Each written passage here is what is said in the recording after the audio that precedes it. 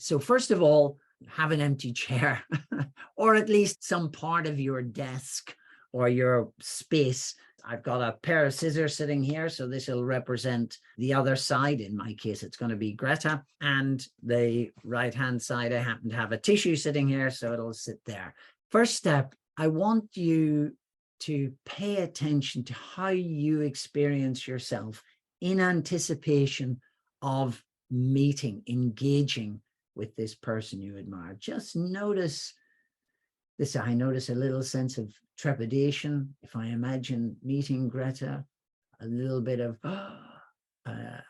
being a bit tongue-tied in that admiration. So what happens to us with admiration? Now, here's something that I do that I don't see anybody else do. It's imagine that your person is coming the door. So I'm turning around to imagine that Greta is coming in and she's going to come here, and notice what happens, what changes about you as this person comes into the room. Now, the reason I do this is to allow that sense of transition and you to connect. So I notice as I do this, a little level of that anxiety has become a little bit of excitement. This is exciting. Still a little bit anxious, but here she's arrived in the door. Now, how are you reacting as this person sits down beside you? What do you notice? And I notice in myself, actually, I'm a bit surprised, a bit of a stillness as I imagine Greta coming in and sitting here, and a little bit of sadness, actually, a little bit of emotion at the connection. So you've got your person. Now we're in the traditional place where you have the other. This is the projection of yourself. In this case, the person you admire. We're keeping it simple and easy for you. Now, what do you want to say from yourself to the other? Just think for a moment. What is it that you want to say to? And as I think of that, I'm saying, what do I want to say to Greta? Just how much I admire her work and what she's doing and the courage that she has. Now, if I was speaking to you directly, I'd invite you to say it to me first. This is just a step that we're putting in to make it easier. If your coachee is a bit odd about doing this thing, it's a bit weird, really, isn't it? Talking to somebody that's not there, an empty chair. So if there is an interim step you can do is, first of all, say it to you. So if you were my coach, I'd say, well, I'd want to say to Greta, da, da, da, da. Then say it directly. And then what is it like to say, to share that experience? So we're going from self, projecting to the other, coming back to self. And then the exercise progresses. So move into the second position. In NLP, this is first position, second position, and we'll talk later about third position. So if you move into the other place, and I'm just shifting my chair slightly to take on the Greta position, and notice what it's like.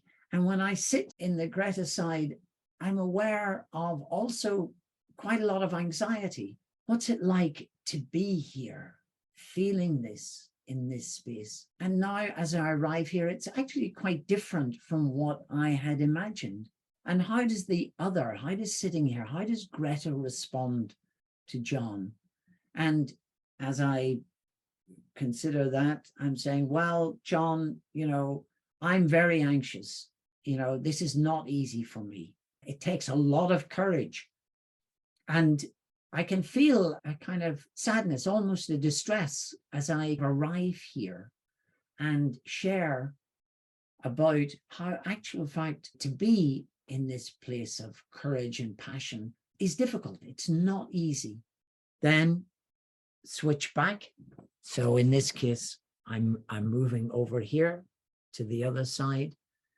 And notice, how do I feel now? So as I do it, I feel a sense of, okay, yeah, it is scary. I recognize the scariness of standing up and speaking out, and I am now in touch with your fear and anxiety about what you're doing. Now, what we would then do is move backwards and forwards to repeat this sentence and build the connection. This is for those of you who've done the empty chair exercise. This is familiar. There is a third position, which is what we call the witness position. In NLP, they call it the third position, where you notice the two sides here. And here I often encourage people to stand up. I won't do it because you lose me out of the screen. And it's being aware of the two parts, because this part is simply a projection of yourself. This is the part of John. So if I stand in the witness position, John, this is your courageous part. And actual fact, this is more the part of you that's more timid, actually. So it's about being aware.